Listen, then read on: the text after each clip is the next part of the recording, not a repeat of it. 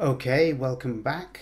And let's have a look at the rest of the pictures in this advanced section. So, move on then to Joshua Tree, this one's called. Quite intense saturated colours, interesting shapes, wonderful lighting here on what I take to be the Joshua Tree on the left hand side. And again, an interesting shape to the overall picture, an L-shaped composition. It works well with that tree sticking up on the left, and then the ground over to the right with other trees in the background, the sort of horizontal cloud leading us to the right as well, and then the top of the sky with quite heavy cloud forming a suitable frame and holding the whole picture in really rather successfully. Extraordinary lighting, actually. It appears to be quite low lighting, so I'm assuming because it's lighting the sides and indeed the undersides of the branches of this tree, so I'm thinking it may well have been taken at one end of the day or the other. And yeah, that's really rather effective. It's quite a dramatic picture and quite enjoyable. That one, therefore, I'm going to give a 17. Now we move on to Playa de Bolnuevo, if you'll forgive my pronunciation. This one I find less exciting, less dramatic. It's an interesting tree, growing on what appears to be a beach. Is it the only tree there? It's the only tree I can see, and it's an interesting shape with something growing on the ends of the branches, not much left there. It's a pretty bare tree otherwise. And of course it does frame that town on the right there, on the top of this quite steep promontory sticking out to sea. So yeah, I can see that you've tried to make good use of the tree as a subject and as a frame to the town in the background. And the lighting on it coming from the side there gives good modelling to the tree. There's this quite heavy shadow across the beach here. I'm not sure what that's coming from, but there's obviously something quite big on to the left of you here. So yeah, you know, a competent enough picture, but I don't find it particularly exciting. So in this case, this is going to be a 15. Now, quite gory picture of a Bonellis eagle feeding. Gory, yes, maybe, but a great piece of natural history photography showing the creature doing what it does. This is, you know, it's a carnivore. It's eating. I'm not even sure what it is that it's eating. I can't really tell. Is that a tail sticking out towards us? Not sure. Whatever, he's made a good job of getting into it, and he seems to be enjoying it. Oh, look, and there are even flies or something buzzing around to the right of the prey, obviously waiting for their turn as well at diving into the meat.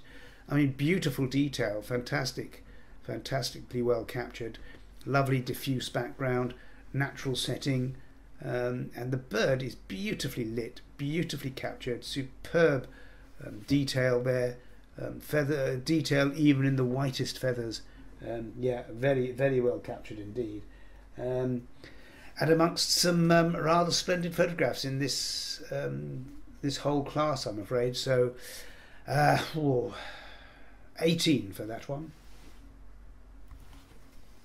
Ah, and another triptych coming up with citrus. That's rather cleverly done. Okay, 3 colours representing the 3 fruits. So the lime, the orange, the lemon. Different composition for each one, but in each of them you've got water splashing down on the fruit, so you've got that link between them. And clearly they're all citrus fruit, so it's a nice themed presentation.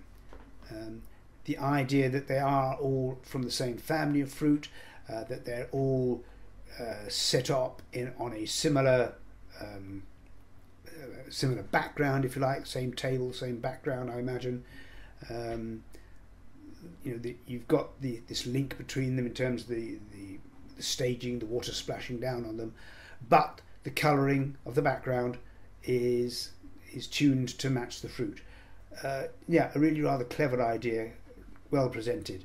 The only disadvantage, and that's to do with the way it's presented here as a projected image, nothing to do with the way you've actually put it together, is the fact that 3 squared images side by side obviously don't fill the projection screen. Had this been done as 3 prints, then it would have been very impressive. Well, it's still impressive, to be honest. I do like that setup. Yeah, good white borders around them to separate them from the black background. I think that's worked well. 17. Okay, the vegetable seller Jodhpur. What extraordinarily smooth skin she seems to have. I wonder if that's genuine. There's in fact a general smoothness to the picture, even as if you've softened the details slightly on her skin, on her arm. I even get that impression on the wall behind. Brightly coloured clothes, of course, as you'd expect from brightly coloured clothes, brightly coloured scene, typical Rajasthan colour. Quite delightful, and I like these sort of street market scenes. But again, you've got in quite close to her. Her arm reaches out to something. What is it she's reaching out to? I don't know. Because she's reaching out, I almost want to see what it is she's reaching out to.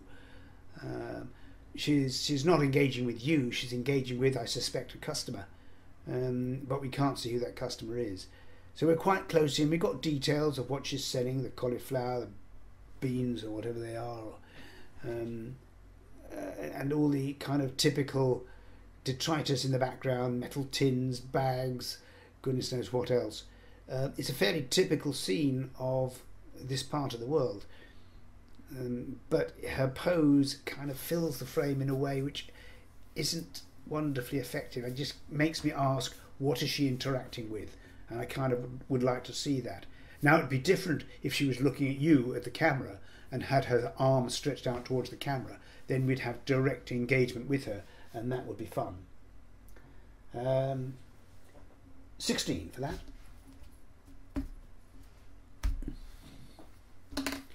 Now on to another natural history shot, the pied kingfisher,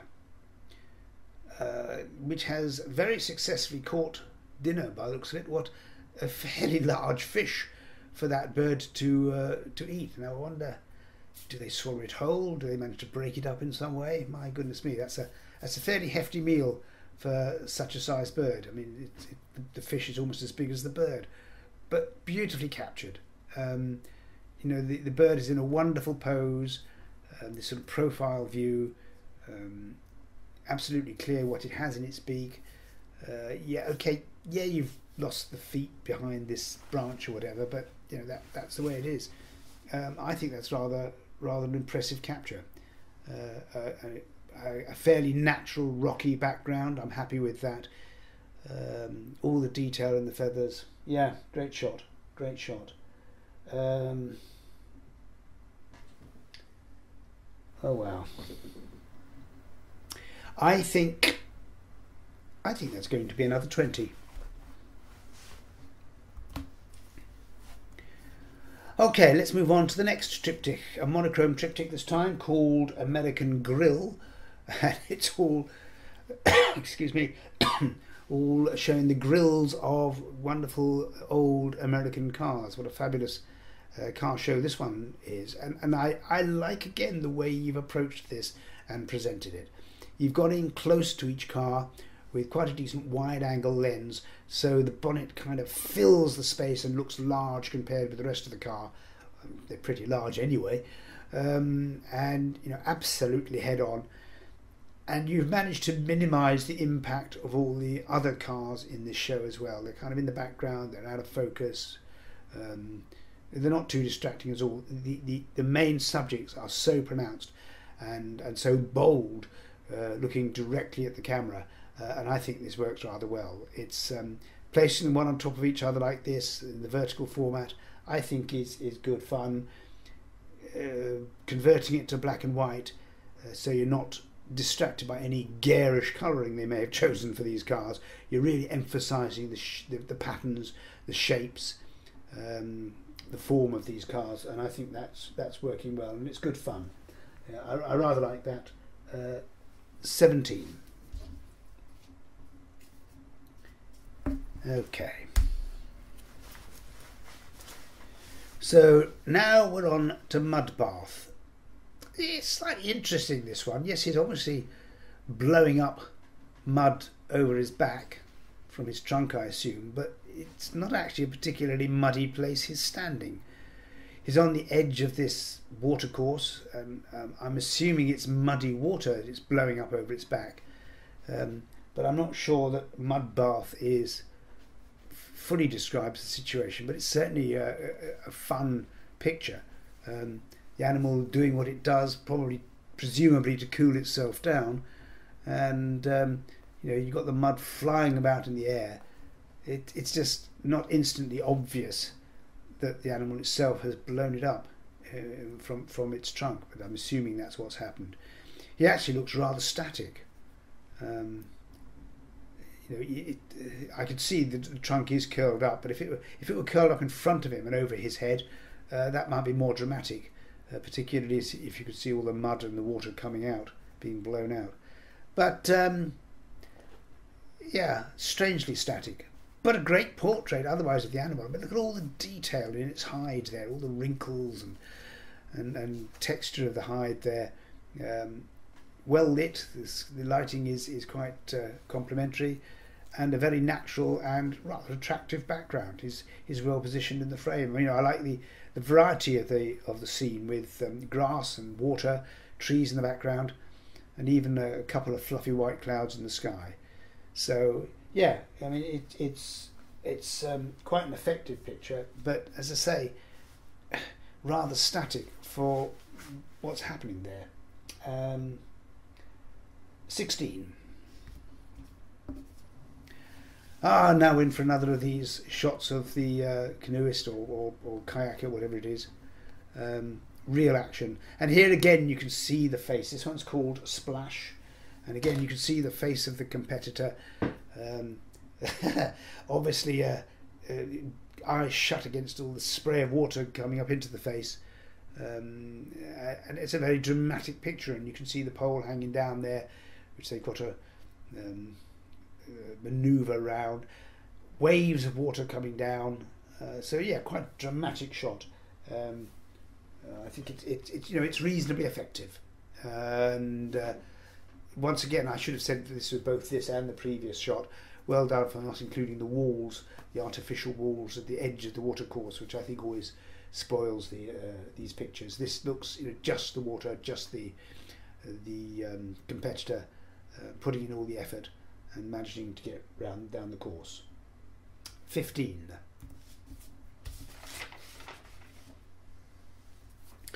Now we move on to Barn Owl on Perch. This is a fine natural history photograph showing the bird in great detail, but it's also a beautiful pictorial photograph.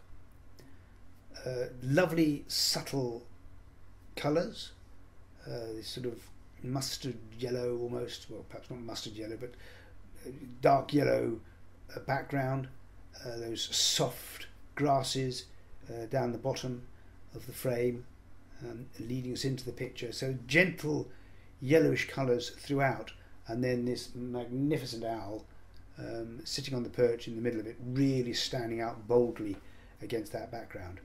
Beautiful detail in the feathers, and very kind of the bird to turn around and look at you, so you could get a good portrait. I mean, the pose, the sort of head twisted around like that, I think is really effective. It's really very enjoyable indeed. I think that is an absolutely delightful picture, both for its information about the bird itself, for telling me what the bird looks like and how it sits and the patterns on the feathers and so on, but also for the sheer beauty of the picture. An absolute delight. It's the sort of picture, I mean, this is not the measure of a successful competition photograph, but nevertheless, this is the sort of picture that you could happily hang on your wall and it could sit there for years and give you a great deal of pleasure and enjoyment. No, I really enjoy that. That's another 20.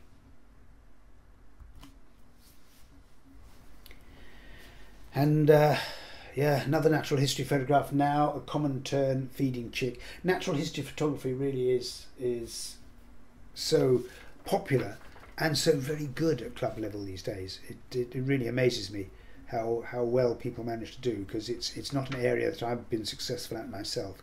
But this is a fine photograph again, with the capturing the tern on its, I assume on its nest, or close to its nest, and the young chick there waiting for dinner, looking quite expectant, beak wide open, and the parent bird ready with the fish, ready to feed the youngster. And I think that's really well captured. Interesting background. It's kind of got what looks like almost a motion blur on it, and I'm not quite sure how you've achieved that. But it's quite effective, and you know, the contrasting blue background against the warm greens of the foreground and the brown of the little chick, I think you know, it makes quite a strong contrast, and I find it quite effective. I think that one is going to get a 19.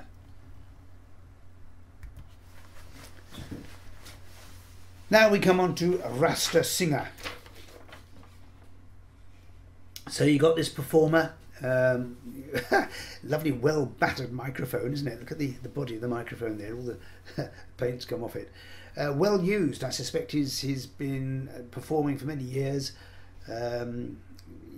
I like the fact that the fingerboard of the guitar is at an angle across the corner there, with a hand just creeping onto it. That's great. Good framing there. And the microphone isn't in front of his face, isn't in front of his mouth. That's good. And yes, he looks like he's, you know, really engaged in his performance, and I like that. I suppose the background, well, he's a street performer, so that's where he performs. You've got you know, a brick wall behind him. It's not particularly exciting, but that's what it is. I would say it's a great portrait of him, and I think you managed to frame it pretty well. The setting is not particularly interesting or beautiful, but I guess that's part of the story, isn't it? The Rasta Singer performing on the street, and you know, that is the environment in which they perform. Lots of detail in his face there. No, I like that. Let's give that one a 16. Right, Into the Storm. This hang glider on a suitable thermal, presumably, gliding across the fields here. Not sure where it's taken off from. You've taken it from quite an elevated view, so it may be that it's a hill or a cliff or something which you're standing on, which is where it's taken off from, and then it's going to glide over this relatively level landscape, potentially for quite some distance. But just watch out for those storm clouds. Yes, you wouldn't want to get caught by a lightning strike on that thing. I don't think that would do him any good at all. Braver man than me. But it's worked pretty well. You've got light on the fields at the bottom, so we can see clearly the kind of ground over which he's flying. Very dark storm clouds in the top right hand corner, leaving all this space on the left for the hang glider to fill, and I think he's flying into the picture in that open space, so I think that's working reasonably well. A 16.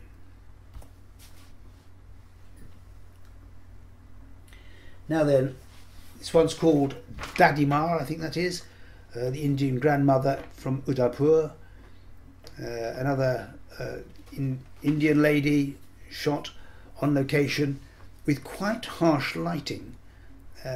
Now she's got quite an old wrinkled face with a bit of an angry look on it, coming out into bright sunlight, I think, possibly from a shaded background. But I think that's not just a shaded background. I think you have darkened that background quite considerably. If I'm looking to the just sort of either side of her head, there are details behind which then appear to be burnt in on the corners. So I suspect that you found the background distracting, unpleasant, and you've quite deliberately masked it. But I'm not sure the end result is that great, because she's emerging from these shadows, and it is harsh directional light, it's strong sunlight, so she could be emerging from I guess a house or something, which is dark around her, but it doesn't look entirely natural or comfortable to me. You just left me wondering, what is it behind her, because I'd really like to see that. Could you have not shown us a bit more of that? Was it that ugly? Was it that distracting?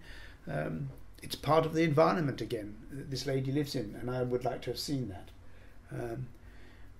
But an interesting characterful face and colourful clothing again. 16 for that one.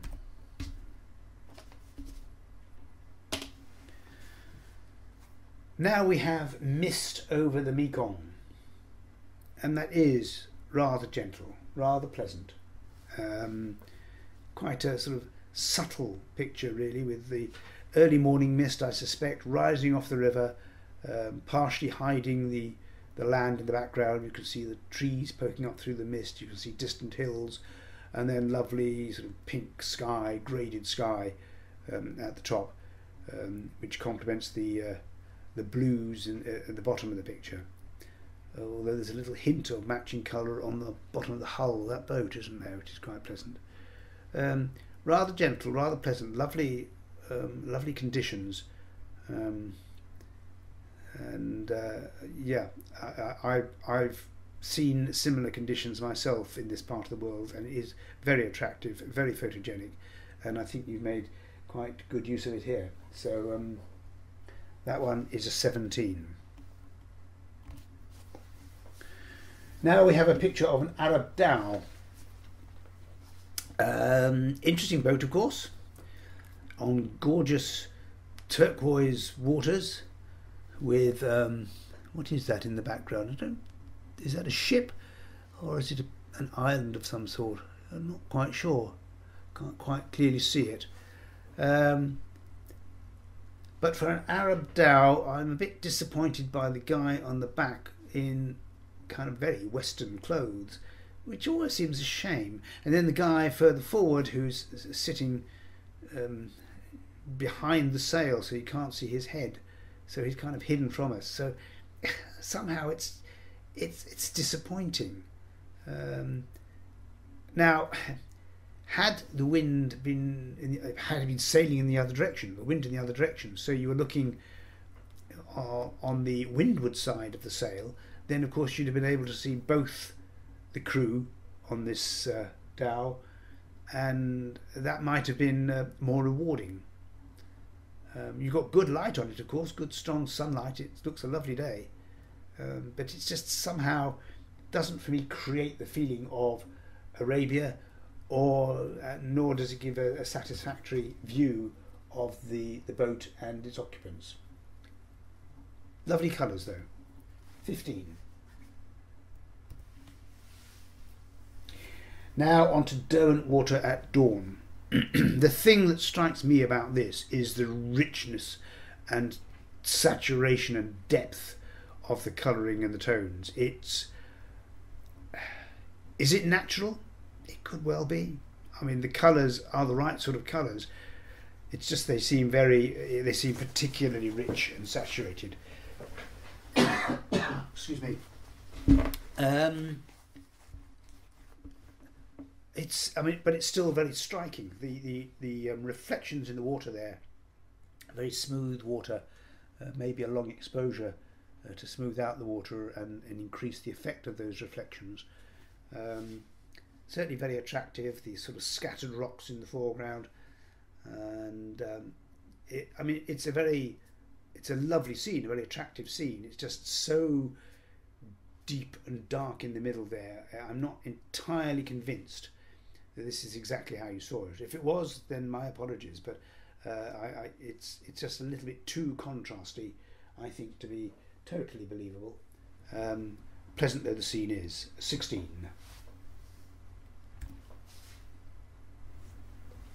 This one's called Is This the Way Out? Well, good luck to you, it might be. Yeah, I mean, this is an interesting location, and I can appreciate that without the person there, it wouldn't have been a particularly interesting or rewarding picture, or you wouldn't have understood the scale of it or what it was. As it is, it looks like an interesting walk, but I'm not sure, again, that the actual person you've got there, it looks right for the part. Now, having said that, of course, I ought to justify it by explaining what I do think would look right there. And I'm not actually quite sure. But, you know, this just looks like a tourist walking through this canyon, this gully, whatever it is, which gives it scale and shows us the impressive structure here, if you like. And I like the way the light's shining in and on the guy in the bottom there. But I don't want a picture of a tourist. I want a picture showing me the scenery, perhaps with some local people in the scene, and it's you know, what you have done is trying to make good use of this location and trying to show what it's like, and for that you probably needed someone in the picture. I just wonder whether there was anyone with less bright clothing, I don't know, less or more attractive clothing than this, which would have fitted better in the scene. 15. Oh, and another wonderful piece of natural history photograph, a wild golden eagle. Again, I mean, what fantastic capture. Beautiful lighting, beautiful detail, whole thing in focus, natural background. It looks great. What else can I say? The detail there is gorgeous. I can see the eye again. That's so important, isn't it, to get the eye sharp and capture that detail. And make sure there's light in it so you can see it clearly, and you've managed to do that very well. Yeah, good pose, wings up, I like that. Great piece of photography. What else can I say? 18.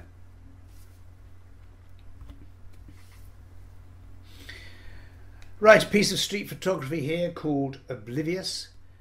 Isn't it great when you can find a piece of street art like this and then just wait for someone to come along and try and get them in the right position and the right pose? And it's the most difficult part, in fact, of this kind of photography is catching the right person, catching the right clothing, to really show up or to reflect, if you like, the picture behind. I like the title, Oblivious. Yes, she seems not to be noticing what's around her. In fact, like so many people, she's walking along, concentrating on her phone. And I think she's probably a suitable character for this. I'm not entirely sure her position is the ideal position. And I say that because this white arc around the face, the painted face in the backdrop, cuts through her face, the young lady in the front, and I'm wondering whether she'd be better further to the right, so she's against the darker blue background entirely. I think that would make her stand out better. And even better, I'd like it if she were turned the other way and walking into the picture, so coming in from the right hand side, photograph her before she reaches that white arc on the wall, but still looking down on her phone, totally oblivious to what it is she's passing. That would have been even better. But as I say, this is part of the fun and the art of street photography, getting the right person in the right position at the right time.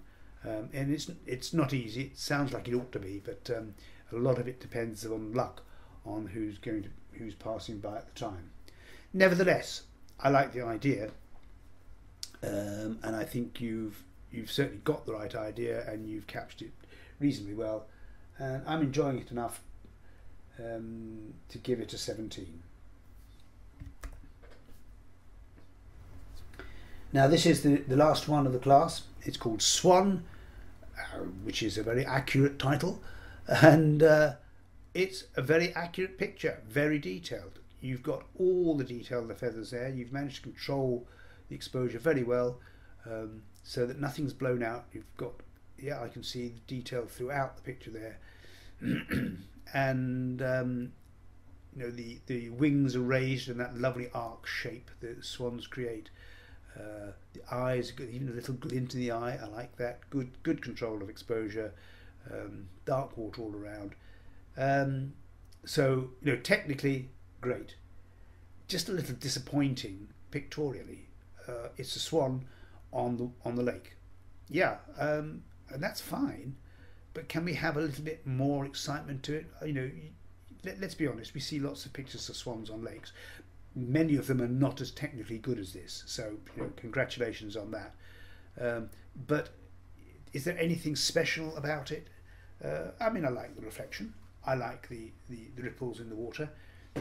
But it's, apart from being a technically great photograph, there's nothing particularly special about it to my mind, I'm afraid. So I'm going to give that one 14. Okay, so where does that leave us? I think there were 3 19s, was it? Yeah, 3 19s. And all of those are going to be highly commended. So we've got the elephant shot, the eye of the elephant it was called. You know, for all my initial doubts, I think this is a really creative and rather enjoyable photograph. So yeah, highly commended for that one. The hummingbird hawk moth, also highly commended, just for your skill in capturing this. Really rather superb, very cleverly done, congratulations. And finally, highly commended for the common tern feeding chick. I think that's a rather fine photograph. And there were 3 20s. So, out of those, I'm going to place pied kingfisher third. In second place, I'm going to put abstract, that triptych of 3 abstract pictures on a blue background. I really rather like that. I enjoy that.